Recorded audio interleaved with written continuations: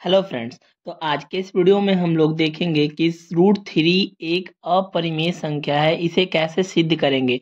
Class 10th वालों के लिए बहुत ज़्यादा इंपॉर्टेंट है, ये 2 नंबर क्वेश्चन में पूछा जाता है। तो चलिए आज के इस वीडियो में हम लोग यही देखेंगे कि इसे कैसे सिद्ध किया। तो यहाँ पे लिखा हुआ है कि सिद्ध करें कि √3 एक अपरिमेय संख्या है। ये एक अपरिमेय संख्या हमें सिद्ध करना है। तो देखिए बहुत आसान है। सबसे पहले तो आप पेपर में जब बनाने बैठेंगे तो आप यहाँ लिखेंगे सॉल्यूशन, ठीक ना। इसके लिखने के बाद आप लिखेंगे कि माना कि √3 एक, इसका उल्टा मान लेंगे यानी अपरिमेय है, यानी इसका उल्टा यानी कि √3 एक परिमेय संख्या है। आप इतना मानेंगे, ठीक है, कि √3 एक क्या है, परिमेय संख्या है। तो जब परिमेय संख्या हम इसको कह रहे हैं, इसका मतलब क्या हुआ कि P/Q परिमेय संख्या होता है, यानी P/Q बराबर क्या हो जाएगा, √3। इसका मतलब ये होता है, यानी कि ये जो Q है परिमेय कब बनता है, जब Q does not equal to 0 रहे, है ना। इतना लिखने के बाद तो अब यहाँ पे एक बात देखेंगे, जब हमने ये लिखा तो एक पोस्टुलेट, एक मान्यता यहाँ लिखना होगा। तो यहाँ पे एक मान्यता ये लिखे कि जहाँ जहाँ P और Q के एक के अतिरिक्त ये आप याद कर लेंगे, ठीक ना। एक के अतिरिक्त कोई उभयनिष्ठ गुणनखंड नहीं होगा। उभयनिष्ठ गुणनखंड का मतलब कॉमन, है ना। कॉमन, एक के अलावा कोई कॉमन नहीं होगा, गुणनखंड ना हो। ये पोस्टुलेट आप यहाँ पे लिखेंगे, ठीक है। इसके बाद फिर देखिए, तो इतना करने के बाद आपने अभी क्या माना था कि P/Q बराबर √3। तो ये जो Q है ये इधर गुण भाग में है, तो इधर जाके गुना में हो जाएगा, यानी P बराबर √3Q। इतना करेंगे, ठीक है। इसके बाद दोनों तरफ वर्ग करने पर, दोनों तरफ वर्ग कर देंगे आप लोग, ठीक है।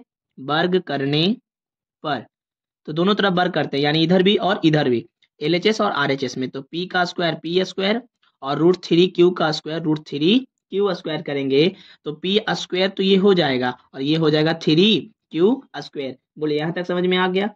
तो यहाँ से आप ये देख पा रहे होंगे कि ये जो 3 है, ये P² को क्या करता है, विभाजित कर देता है। यानी ये जो 3 है ये P² को क्या करता है, विभाजित करता है, काटता है ना।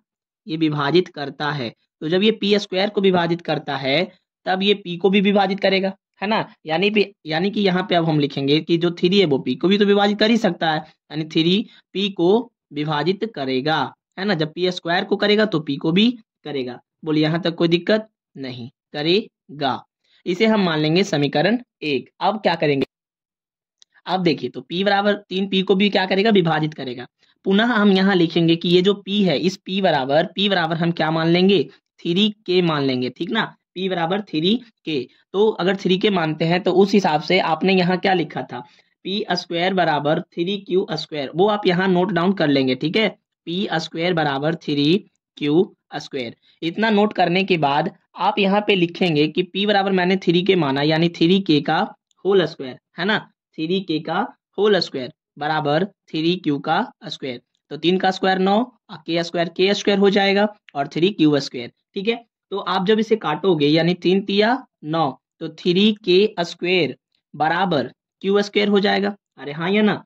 तो यहाँ पे आप ध्यान से देखेंगे कि जो 3 है वो Q² को विभाजित करता है। तो यहाँ पे देखेंगे कि जो 3 है वो क्या किया, Q² को भी विभाजित करता है, Q² को विभाजित करता है। आप इतना लिखेंगे। तो जब ये Q² को विभाजित करता है तब ये Q को भी तो विभाजित कर ही देगा, यानी 3Q को भी विभाजित करेगा। इतना लिखने के बाद आपको इसका एक निष्कर्ष लिख देना होगा, ठीक ना। हम इसे समीकरण 2 मान लेते हैं। अब इसके बाद एक निष्कर्ष आप लिखेंगे। तो यहाँ पे हमने देखा कि 3Q² को विभाजित करेगा तो Q को भी विभाजित करेगा। तो हमारी मान्यता के अनुसार अब हम आगे देखेंगे इस समीकरण 1 और समीकरण 2 में। समीकरण 1 और 2 से यह निष्कर्ष निकलता है कि P और Q का उभयनिष्ठ गुणनखंड 3 आ रहा है। कितना आ रहा है बाबू, 3 आ रहा है। जबकि हमने क्या माना था कि P और Q का उभयनिष्ठ गुणनखंड 1 के अलावा नहीं होना चाहिए। तो ये बात तो गलत हो गया, इसीलिए √3 परिमेय संख्या नहीं है, बल्कि ये क्या है, एक अपरिमेय संख्या है। तो आपको ये वीडियो कैसा लगा, आप अपने इस कमेंट बॉक्स में अपना उत्तर जरूर देंगे और अपने दोस्तों के शेयर कर दीजिएगा, क्योंकि ये क्लास 10th के लिए बहुत ही ज़्यादा MVVI क्वेश्चन है ना। और आप लोग सब्सक्राइब जरूर करना ताकि अगले वीडियो का नोटिफिकेशन आपके पास चला जाए। तो आज के लिए इस वीडियो में इतना ही। Thanks for watching.